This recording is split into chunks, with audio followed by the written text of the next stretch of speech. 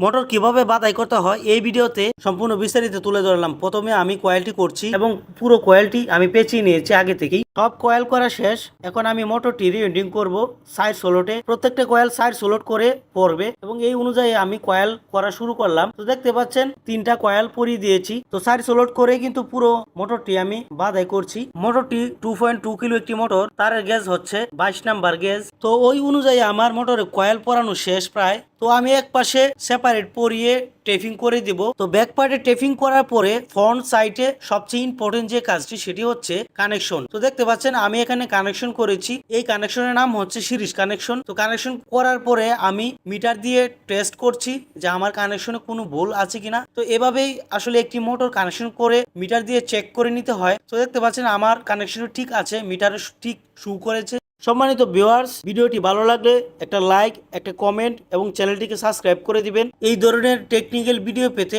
সবসময় আমাদের পাশে থাকবেন। ধন্যবাদ সকলকে।